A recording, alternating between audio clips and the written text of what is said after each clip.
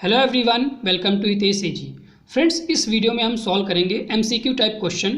Topic रहेगा हमारा ecology and environment. Friends, अगर आपको इस वीडियो का पीडीएफ चाहिए तो अपना टेलीग्राम चैनल ज्वाइन कर सकते हैं, लिंक आपको डिस्क्रिप्शन में मिल जाएगा। अगर आपको और किसी टॉपिक पर वीडियो चाहिए तो आप कमेंट में बताइए, हम उस टॉपिक पर आपको वीडियो प्रोवाइड करेंगे। तो आइए शुरू करते हैं।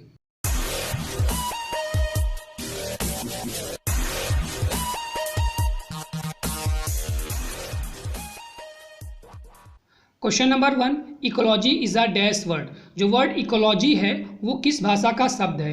ग्रीक, लैटिन, फ्रेंच या Latin Greek? So correct option हो जाएगा ऑप्शन ए ग्रीक। जो वर्ड इकोलॉजी है वो ग्रीक वर्ड से लिया गया है। याद कुछ रखना कैसे इसको कि ऐसे वर्ड जिसके लास्ट में वाई आता हो मेनली वो ग्रीक वर्ड को बिलोंग करते हैं। कुछ एक्सेप्शन है, जैसे हमारा सोसाइटी हो गया, ठीक है, सोसाइटी में लास्ट में वाई आता है लेकिन वो लैटिन वर्ड है। पोमोलॉजी हो गया, पोमोलॉजी हमारा लैटिन और ग्रीक दोनों वर्ड है, ठीक है। तो ये याद रखना कि जो पोमोलॉजी वर्ड है वो लैटिन और ग्रीक दोनों भाषा से लिया गया है। तो मेनली जो ऐसे वर्ड जिनके लास्ट में वाई आता है वो हमारे ग्रीक वर्ड को बिलोंग करते हैं। Then question number 2, the term ecology was proposed by. जो टर्म इकोलॉजी है वो किसके द्वारा प्रपोज्ड किया गया? ठीक है, ऑप्शन है अर्नेस्ट हैकल, मेंडल, हंस राइटर और मॉर्गन।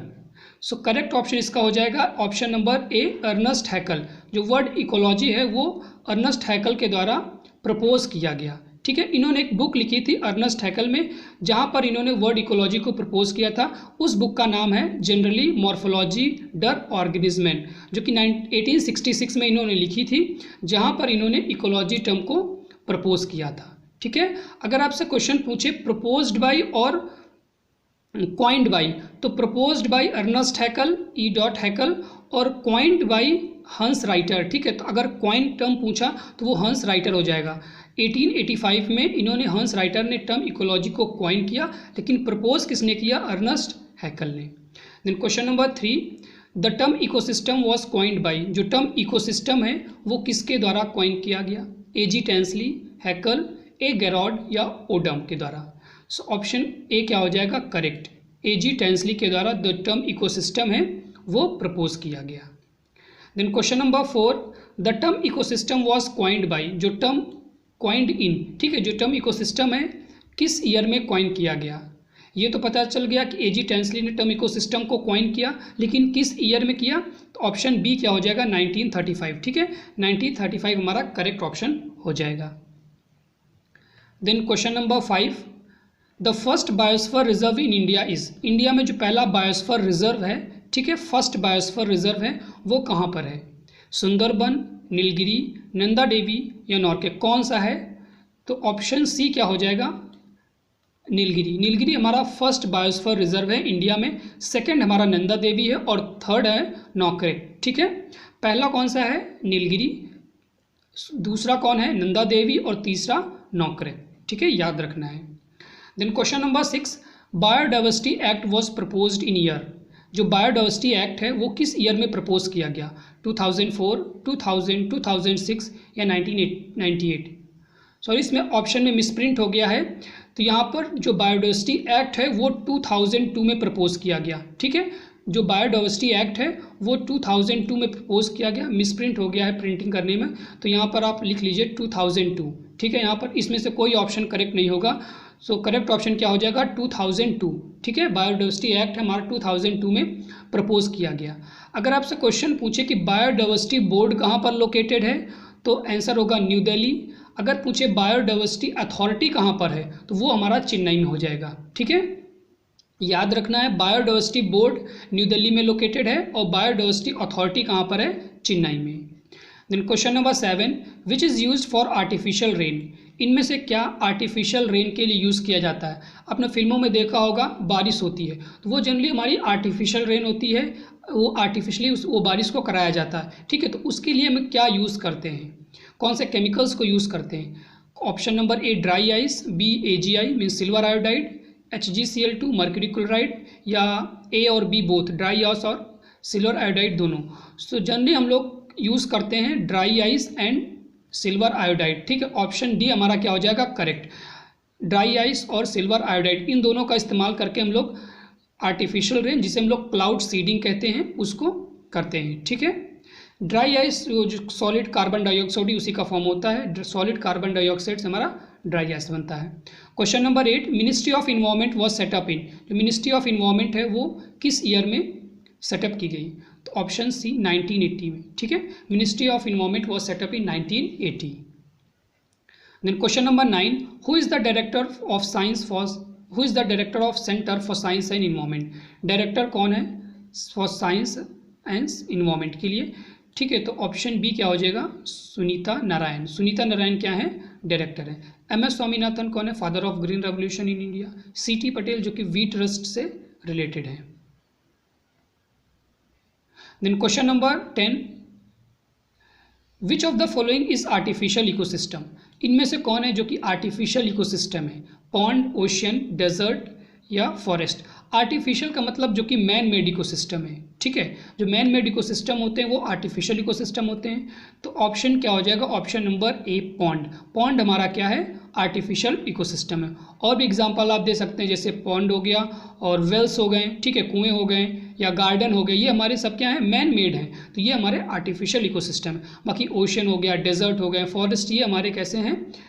नेचुरल इकोसिस्टम है। Then question number 11, the energy flow in ecosystem is, जो एनर्जी फ्लो होती है इकोसिस्टम में वो कैसी होती है? बाई डायरेक्शनल होती है, मीन्स दोनों तरफ, या यूनि डायरेक्शनल, वन डायरेक्शन होती है, बोथ बाई और यूनि दोनों होती है, या मल्टी डायरेक्शनल होती है? सो करेक्ट ऑप्शन इसका हो जाएगा option number B, unidirectional, ठीक है। क्योंकि कुछ अमाउंट ऑफ एनर्जी क्या होती है? In the form of heat lost हो जाती, तो प्लांट जो प्रोड्यूसर होते हैं उसको वापस यूटिलाइज नहीं कर पाते। तो यहाँ पर जो एनर्जी होती है वो कैसी होती है? यूनि डायरेक्शनल, ठीक है। Then question number 12, the concept of ecological pyramid was first developed by, सबसे पहली बार जो इकोलॉजिकल पिरामिड है उसका कॉन्सेप्ट सबसे पहले किसने दिया था? चार्ल्स एल्टन, ए गैरॉड टैंसली या हैकल ने? सो करेक्ट ऑप्शन हो जाएगा option number A, Charles Elton. Charles Elton ने 1927 में कॉन्सेप्ट दिया था इकोलॉजिकल पिरामिड का, ठीक है। Then next question number 13, a pyramid of energy is always, जो energy of pyramid of energy है वो कैसा होता है? इन्वर्टेड होता है, उल्टा होता है, अपराइट होता है, या इन्वर्टेड अपराइट दोनों हो सकता है, या इनमें से कोई नहीं? सो करेक्ट ऑप्शन इसका क्या हो जाएगा? बी, अपराइट, ठीक है। जो energy of pyramid of energy हमेशा क्या होता है? अपराइट होता है। ऑप्शन बी क्या हो जाएगा? Correct. Question number 14, the pH of normal rain, जो नॉर्मल रेन होती है उसका pH क्या होता है? ठीक है, जो हल्का जो नॉर्मल रेन होती है वो हल्की सी एसिडिक होती है, बहुत ज़्यादा भी नहीं होती है एसिडिक और थोड़ी सी एसिडिक होती है। तो 7 तो हो नहीं सकता क्योंकि 7 न्यूट्रल है। बहुत ज़्यादा 3.6 काफ़ी ज़्यादा एसिडिक हो जाएगा, 4.6 भी एसिडिक है। तो करेक्ट ऑप्शन क्या हो जाएगा? ऑप्शन नंबर बी, 5.6, ठीक है। आपको ऑप्शन इलिमिनेट करके भी देखना है, इलिमिनेट करेंगे तो 7 हो नहीं सकता है, ठीक है, क्योंकि न्यूट्रल होता है। 3.6 काफ़ी ज़्यादा एसिडिक होती है, 4.6 भी एसिडिक होता है। तो ऑप्शन हमारा बी बचा, जो कि करेक्ट ऑप्शन रहेगा 5.6। Then question number 15, the pH of acid rain is, ठीक है, एसिड रेन का pH कितना होता है? 4, 7.8, 5.6 या 2.5? जो 7 हो गया वो तो हमारा बेसिक हो गया, ठीक है। 5.6 हमारा नॉर्मल रेन का pH होता है, और 2 तो काफ़ी ज़्यादा एसिडिक हो गया, ये तो बहुत ज़्यादा एसिडिक है, इतना होता नहीं है। तो ऑप्शन ए 4, ठीक है, जो acid rain normal acid rain होती है उसका जो pH होता है वो हमारा 4.0।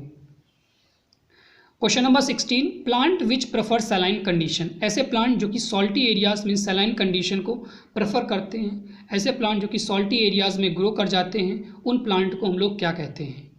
हेलोफाइट्स, सियोफाइट्स, हाइड्रोफाइट्स या लिथोफाइट्स? सो करेक्ट ऑप्शन क्या हो जाएगा? हेलोफाइट्स, ठीक है। Halophytes means plant which grow on saline condition, ऐसे एरियाज जहाँ पर जो सॉइल होती है वो में काफ़ी ज़्यादा सॉल्ट पाया जाता है, नमक पाया जाता है, वहाँ पर जो प्लांट ग्रो करते हैं उन्हें हम लोग कहते हैं हेलोफाइट्स। अगर आपसे पूछे सियोफाइट्स को कौन से होते हैं, तो ऐसे प्लांट जो कि शेडी एरियाज मतलब छाया में उगते हैं उन्हें हम लोग सियोफाइट्स कहते हैं। लिथोफाइट्स मतलब जो रॉक्स के बीच में उगते हैं, और हाइड्रोफाइट्स मीन्स जो वाटर लविंग प्लांट होते हैं जो कि पानी में उगते हैं। Then question number 17, which gas is highly responsible for greenhouse effect, कौन सी गैस है जो कि सबसे ज़्यादा रिस्पॉन्सिबल होती है ग्रीन हाउस इफेक्ट के लिए। यहाँ पर जो चारों गैस है, carbon dioxide, sulphur dioxide, nitrous oxide and CFC, ये चारों रिस्पॉन्सिबल हैं ग्रीन हाउस के लिए। लेकिन आपसे पूछा हाईली रिस्पॉन्सिबल कौन है, तो वो हो जाएगा कार्बन डाइऑक्साइड, ठीक है, जो कि अप्रॉक्सीमेट 50% रिस्पॉन्सिबल होती है हमारा किसके लिए, ग्रीन हाउस इफेक्ट के लिए, ठीक है। 50% कार्बन डाइऑक्साइड होती है और 20% CFC, ठीक है। CFC कितना होता है, 20%। तो याद आपको दोनों रखना है। हाईली रिस्पॉन्सिबल कौन है, कार्बन डाइऑक्साइड, जो कि 50%। Then question number 18, SO2 indicator plant is, SO2 sulphur dioxide indicator plant कौन सा है, Lens culinaris, Phaseolus arvensis, Dolichos lablab या नेरियम इंडिकम, ठीक है। तो ऑप्शन C क्या हो जाएगा, नेरियम इंडिकम। इंपॉर्टेंट क्वेश्चन है, नेरियम इंडिकम हमारा SO2 इंडिकेटर प्लांट है। Then question number 19, plant growing under desert condition, ऐसे प्लांट जो कि डेजर्ट कंडीशन में ग्रो करते हैं उन्हें हम लोग क्या कहते हैं, जहाँ पर बहुत कम पानी पाया जाता है वहाँ पर जो प्लांट ग्रो करते हैं उन्हें हम लोग क्या कहते हैं। तो ऑप्शन B क्या हो जाएगा, ज़ेरोफाइट्स, ठीक है। ऐसे प्लांट जो कि डेजर्ट कंडीशन में उगते हैं उन्हें हम लोग ज़ेरोफाइट्स कहते हैं। कैल्सीफ्यूज का मतलब होता है ऐसे प्लांट जो कि कैल्शियम के प्रति सेंसिटिव होते हैं, मीन्स अगर आप ज़्यादा कैल्शियम दे देंगे उन्हें तो वो सर्वाइव नहीं कर पाएंगे। कैल्सीफाइट मतलब जो कि ज़्यादा कैल्शियम प्रेफर करते हैं। और हेलियोफाइट्स मतलब जो कि सन लविंग कह सकते हैं या लाइट लविंग प्लांट्स होते हैं, वो हेलियोफाइट्स होते हैं, ठीक है। जैसे सनफ्लावर हमारा क्या है, heliophyte. Then question number 20, maximum ozone is found in, कौन सी लेयर में सबसे ज़्यादा जो ओजोन पाई जाती है, ट्रोपोस्फेयर, अपर ट्रोपोस्फेयर, लोअर ट्रोपोस्फेयर है, मेसोस्फेयर। सो ऑप्शन इसका करेक्ट क्या हो जाएगा, option number B, lower stratosphere, ठीक है। याद रखना इंपॉर्टेंट क्वेश्चन है, लोअर स्ट्रेटोस्फेयर में सबसे ज़्यादा जो ओजोन है वो पाई जाती है। Ozone layer help us to protect from, ozone layer हमें किससे बचाती है, किससे प्रोटेक्ट करती है, ठीक है। X rays, alpha rays, gamma rays या नन ऑफ देम, इनमें से कोई नहीं। तो जो ओजोन लेयर है वो हमें यूवी रेज से बचाती है, किससे बचाती है, यूवी रेज। तो इसमें ऑप्शन तो है नहीं, तो ऑप्शन D क्या हो जाएगा, नन ऑफ देम, ठीक है।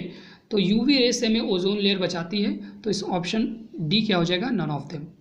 Then question number 22, which term represent the sum of total life on earth, कौन सा term sum of total life on the earth को रिप्रेजेंट करता है।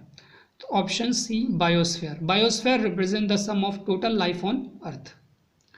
Then question number 23, which of the following represent the first trophic level, कौन सा है जो कि फर्स्ट ट्रॉपिक लेवल को रिप्रेजेंट करता है, ठीक है।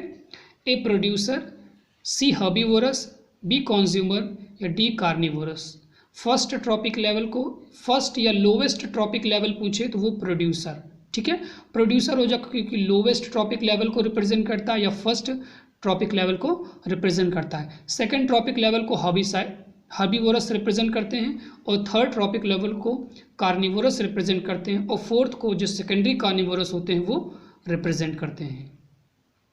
Then question number 24, water loving plant are called, ऐसे प्लांट जो कि वाटर लविंग होते हैं, जिनको पानी बहुत पसंद है, उन्हें क्या कहते हैं, हेलियोफाइट्स, एपीफाइट्स, ऑक्जेलोफाइट्स या हाइड्रोफाइट्स। सो करेक्ट ऑप्शन क्या हो जाएगा, ऑप्शन नंबर D, हाइड्रोफाइट्स, ठीक है। हाइड्रोफाइट्स हमारा क्या हो जाएगा, ऑप्शन नंबर D करेक्ट। अगर आपसे पूछे ऑक्जेलोफाइट्स किसे कहते हैं, तो ऐसे प्लांट जो कि एसिडिक कंडीशन को हाईली टॉलरेट कर जाते हैं, ठीक है।